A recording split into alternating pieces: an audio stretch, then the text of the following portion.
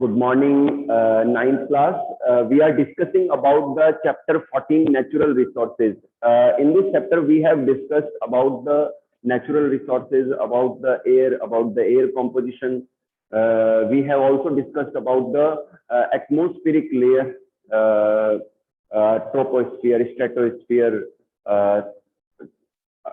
Troposphere है, stratosphere है। इसके अलावा जो और दो लेयर्स और हैं इसमें, वो भी हमने इसमें डिस्कस की है। इसके अलावा हमने एयर पॉल्यूशन के बारे में, वाटर पॉल्यूशन के बारे में एंड सॉइल पॉल्यूशन के बारे में डिस्कस किया। In the last class we have discussed about the biogeochemical cycle. We have completed 2 cycles. One is water cycle and second one is nitrogen cycle. Okay, आज हम बच्चों नए 2 साइकिल और discuss करेंगे, carbon cycle and oxygen cycle. Okay, चलिए, we are discussing about the biogeochemical cycles. Okay, and in the yesterday's class I explained that what are the biogeochemical cycles। बच्चों ऐसे cycle environment के अंदर जिनके अंदर जो मिनरल है या जो न्यूट्रिएंट है वो उनकी साइक्लिंग होती है, सॉइल से प्लांट्स के अंदर, प्लांट से एनिमल्स के अंदर और प्लांट और एनिमल से अगेन सॉइल के अंदर। तो they are known as biogeochemical cycles and these cycles are of 2 types, gaseous cycles and sedimentary cycles. Gaseous cycles and sedimentary cycles. Gaseous cycles की बात करूं, इनके जो रिजर्वोयर हैं वो गैस के फॉर्म में है, जैसे कि नाइट्रोजन साइकिल है, ऑक्सीजन साइकिल है, कार्बन साइकिल है। अगर मैं सेडिमेंट्री साइकिल की बात करूं तो ये जो रिजर्वोयर है मिनरल्स के वो सॉइल है। सॉइल जो है वो रिजर्वोयर है मिनरल का। ओके, तो थर्ड लेते हैं हम कार्बन साइकिल। कार्बन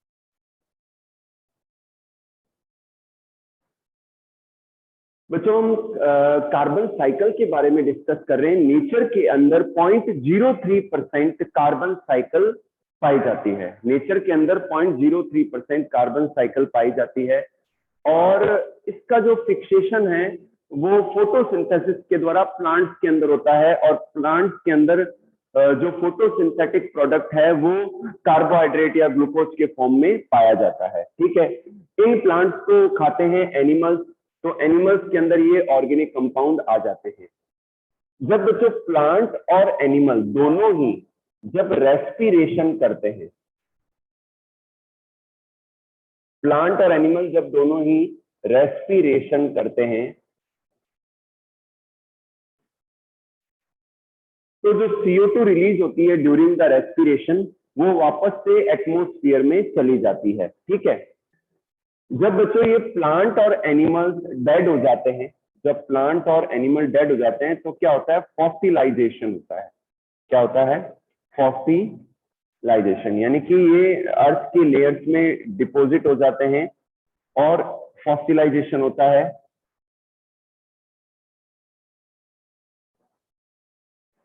तो इनसे क्या है? फॉसिल फ्यूल्स बनते हैं, फॉसिल फ्यूल्स बनते हैं।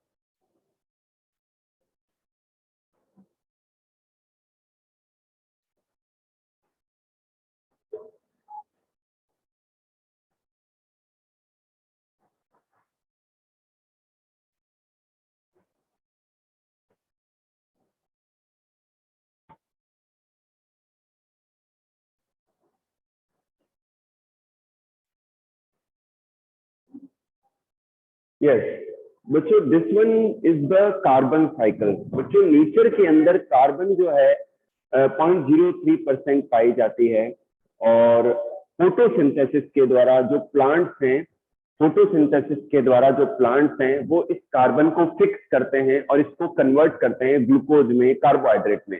तो ऑर्गेनिक कंपाउंड प्लांट में बन जाता है। फिर इन प्लांट्स को फीड करते हैं एनिमल्स, तो एनिमल्स के अंदर भी ऑर्गेनिक कंपाउंड आ जाता है। इसके अलावा इन्हीं कार्बन से कई बार एनिमल्स के अंदर इनऑर्गेनिक कंपोनेंट जैसे कि सेल वगैरह बनते हैं।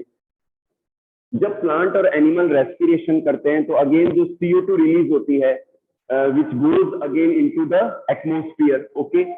और जब बच्चों ये प्लांट और एनिमल डेड हो जाते हैं, जब ये प्लांट और एनिमल डेड हो जाते हैं तो इनका फॉसिल ये जमीन की लेयर्स में, अर्थ की लेयर्स में डिप्रेस हो जाते हैं, और धीरे धीरे और सॉइल की लेयर्स इस पे डिपॉजिट हो जाती है और फॉसिलाइजेशन हो जाता है।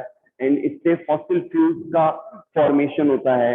और जब इस फॉसिल फ्यूल का कंबशन होता है, जलना होता है, तो फिर अगेन जो CO2 रिलीज होती है वो एटमोस्फियर में चली जाती है। ओके। इसके अलावा बच्चों यहाँ पर मैंने बताया है कि जो कार्बन है उसका सेडिमेंटेशन होता है वाटर के अंदर। ठीक है। और सेडिमेंटेशन होने से क्या है, पानी के अंदर जो सी वाटर है उनके अंदर कार्बोनेट के फॉर्म में जो कार्बन है पाया जाता है। तो ये कार्बोनेट फिर जो एक्वेटिक एनिमल्स हैं उनमें कार्बोनेट सेल्स बनाने में भी रोल प्ले करता है। ठीक है बच्चों। तो इस तरीके से जो कार्बन है उसकी रेगुलर साइकिलिंग होती रहती है नेचर के अंदर। सेकेंड लेते हैं oxygen cycle. Oxygen cycle.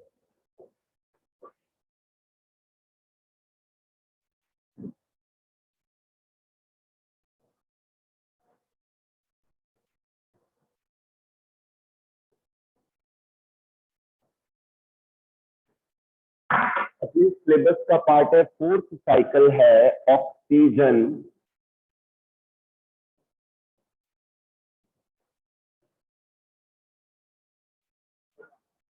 Oxygen cycle.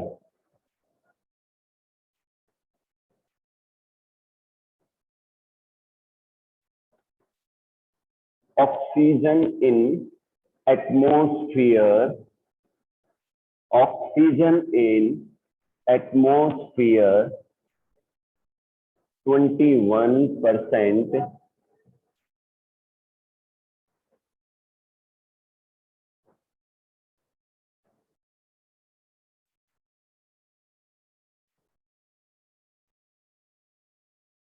oxygen in atmosphere 21%.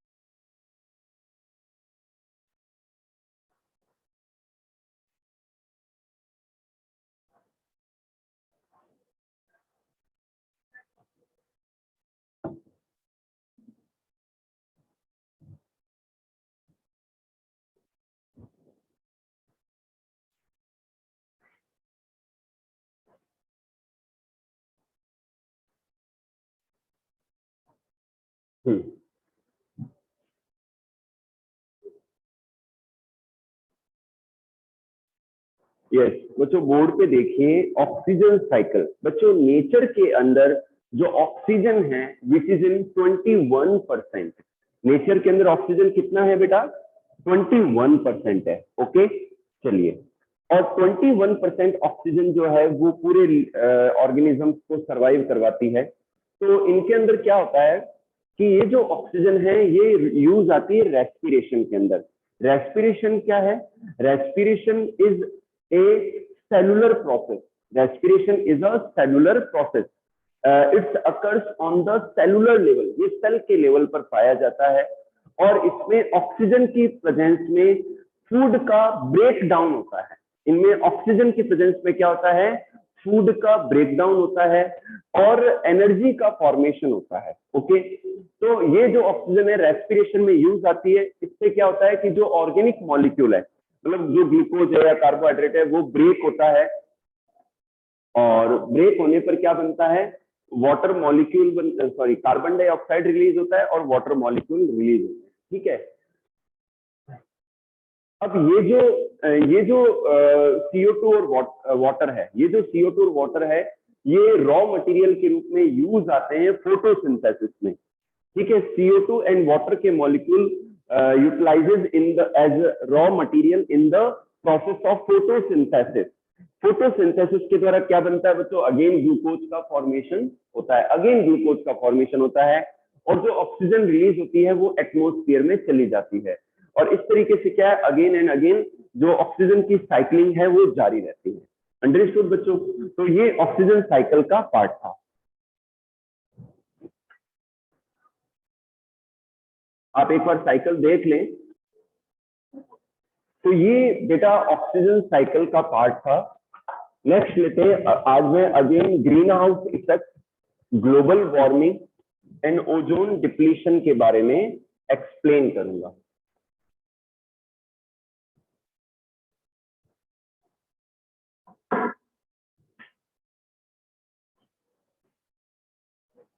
Green house effect,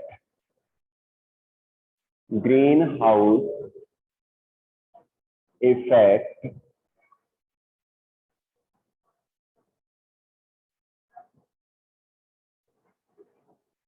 green house effect, global warming,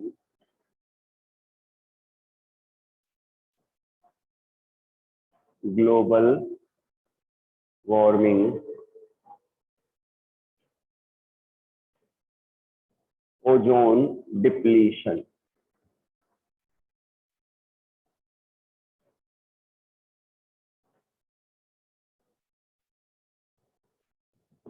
yes बच्चों, ग्रीन हाउस इफेक्ट क्या है? आप जब 11th में अगर बायो लेंगे तो वहां पर और भी कई सारी डिटेल में और चीजें समझने को मिलेंगी कि जो प्लांट्स है, प्लांट्स को भी फ्लावरिंग के लिए, ग्रोथ के लिए जो है प्रॉपर टेम्परेचर की रिक्वायरमेंट रहती है। तो ठंडे इलाकों में, जो कोल्डर रीजन है, वहां ये प्रॉब्लम होती है कि ठंडा टेम्परेचर होता है, तो प्लांट को प्रॉपर टेम्परेचर ना मिलने से उनमें फ्लावरिंग नहीं हो पाती, उनमें जर्मिनेशन नहीं होता, उनमें ग्रोथ नहीं हो पाती।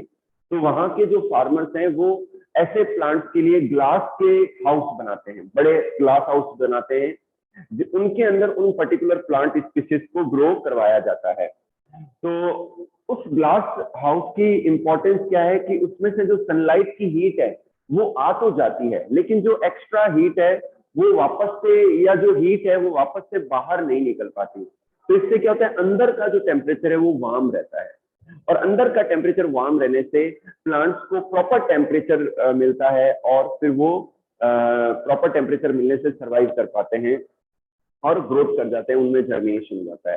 तो इस इफेक्ट को हम कहते हैं ग्रीन हाउस इफेक्ट, ठीक है। लेकिन अभी क्या हो रहा है कि जैसे जैसे डेवलपमेंट हो रहा है, अर्बनाइजेशन हो रहा है, नई नई टेक्निक्स आ रही है, नई नई डिवाइसेस आ रही हैं, तो उनसे जो पॉल्यूशन का लेवल है वो राइज हो रहा है। तो स्पेशली कार्बन डाइऑक्साइड और कुछ एक और अदर गैसेज हैं, जैसे कि क्लोरोफ्लोरोकार्बन है, मेथेन है, तो इनकी एक लेयर बन रही है एटमोस्फियर के अंदर। तो जो सनलाइट जो है, सनलाइट की जो रेज है या हीट है वो आ तो जाती है उस जैकेट के अंदर, जो शील्ड बन रही है गैसेस की, उसके अंदर से अर्थ पर आ तो जाती है, लेकिन जो एक्स्ट्रा हीट जो रिफ्लेक्ट होती है या होनी चाहिए वो वापस से रिफ्लेक्ट नहीं हो पा रही है, और इसी कारण से अर्थ का जो टेम्परेचर है वो हर साल राइज हो रहा है। तो इसलिए इसे हम क्या कहते हैं, ग्लोबल, इस इफेक्ट को ग्रीन हाउस इफेक्ट कहते हैं, और एवरेज टेम्परेचर के राइज होने को ग्लोबल वार्मिंग कहते हैं। दोबारा सुन लीजिए, the the increase in average temperature of earth per year is called global warming. पूरे विश्व की जो वार्मिंग हो रही है, गर्मी हो रही है, इससे क्या नुकसान होगा? एक तो क्लाइमेटिक चेंजेस आएंगे, जो क्लाइमेटिक साइकिल्स हैं वो डिस्टर्ब हो जाएंगे, और जो पोलर रीजन है जहां पर आइस कैप्स के फॉर्म में या स्नो के फॉर्म में जो बर्फ जमी हुई है वो मेल्ट होना स्टार्ट हो चुकी है, और वो बहकर रिवर्स के द्वारा समुद्रों में आ रहा है, और इसीलिए जो आने वाले टाइम में सी का लेवल राइज होता चला जाएगा। हो सकता है कि समुद्रों के आसपास के जो सिटीज हैं वो उनमें सबमर्ज हो जाएं। और सबसे बड़ा जो लॉस ये है कि क्लाइमेटिक चेंजेस जो हो रहे हैं वो बड़े ही हार्मफुल हैं ह्यूमन बीइंग के लिए और अदर एनिमल स्पीसीज के लिए भी। सेकंड लेते हैं ओजोन डिप्लीशन। बच्चों, स्ट्रेटोस्फीयर के अंदर, अर्थ से हम अगर शुरुआत करते हैं तो टोटल 4 लेयर्स पाई जाती हैं। तो जो सेकंड लेयर है वो स्ट्रेटोस्फीयर है। स्ट्रेटोस्फीयर के अंदर बच्चों ओजोन गैस पाई जाती है। तो ओजोन गैस का जो फॉर्मूला है वो है O3। क्या है? O3। तो ये O3 कैसे बनता है बच्चों? Generally oxygen molecule plus oxygen, इनके मिलने से O3 बनता है, और इसमें यूवी रेज की एनर्जी यूज आती है। सनलाइट के अंदर जो अल्ट्रावायलेट रेज है उनका यूज होते हुए, एब्जॉर्ब होते हुए, जो ऑक्सीजन का मॉलिक्यूल है और ऑक्सीजन जो एटम है वो आपस में बाइंड होते हैं, रिएक्ट करते हैं और O3 बना लेते हैं, जो कि ओजोन का फॉर्मूला है, ठीक है ना। तो यहाँ पर जो यूवी रेज है ओजोन बनने में यूज आ गई है, ठीक है। और वो यूवी रेज अर्थ पर नहीं आ पाती और हम सेफ रहते हैं, हम बचे रहते हैं। अल्ट्रावायलेट रेज बहुत ज्यादा हार्मफुल है। लेकिन अभी रेफ्रिजरेटर और एसीज के अंदर सीएफसीज क्लोरो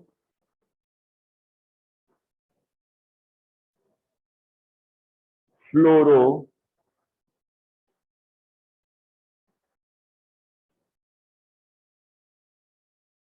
कार्बन। सीएफसीज की फुल फॉर्म क्या है बच्चों? क्लोरो फ्लोरो कार्बन, क्लोरोफ्लोरोकार्बन। तो ये जो क्लोरोफ्लोरोकार्बन है ये एसी में यूज किया जाता है, रेफ्रिजरेटर्स में यूज किया जाता है। और इन क्लोरोफ्लोरोकार्बन से क्या हो रहा है कि जो ओजोन बनने का जो प्रोसेस है वो डिस्टर्ब हो रहा है और ओजोन की कॉन्सेंट्रेशन कम हो रही है। तो इसे हम कहते हैं depletion of thickness of ozone layer. क्या कहते हैं इसे? Depletion of thickness of ozone layer, ठीक है ना। तो ओजोन नया बन नहीं रहा है तो ओजोन की कॉन्सेंट्रेशन कम हो रही है, तो इससे क्या हो रहा है, जो यूवी रेज है वो डायरेक्टली अर्थ पर आना शुरू हो गई हैं और आने वाले टाइम में ये और बढ़ता चला जाएगा और इससे स्किन कैंसर से रिलेटेड और जो ह्यूमन बीइंग में और भी कई सारी डिजीजेस पॉसिबल है, मेनली स्किन कैंसर से रिलेटेड डिजीजेस हो सकती हैं। सेकेंड थिंग ये है अंटार्कटिका 1985 में अंटार्कटिका के ऊपर जो है ये हॉल देखा गया, ठीक है ना, ये ऑब्जर्व किया गया। अच्छा एक चीज और, 1985 में जो अच्छा डॉप्सन यूनिट, ओजोन लेयर की थिकनेस को मेजर किया जाता है डॉप्सन यूनिट में। किसमें मेजर किया जाता है? डॉप्सन यूनिट में, डीयू, इसे हम क्या कहते हैं? डीयू कहते हैं। Okay, the thickness of ozone measured in Dobson unit. Okay, तो 1985 में जो है थिकनेस जो है 94 DU, sorry 285 Dobson unit measure की गई, इन शॉर्ट DU कहते हैं इसे। और 95 के बाद में ये जो थिकनेस है ओजोन लेयर की वो बहुत रिड्यूस हुई है, 94 तक रह गई है। तो आप समझ सकते हैं कि कितना तेजी से जो है ये पॉल्यूशन लेवल बढ़ रहा है और ओजोन की लेयर डिप्लीट हो रही है। ओके,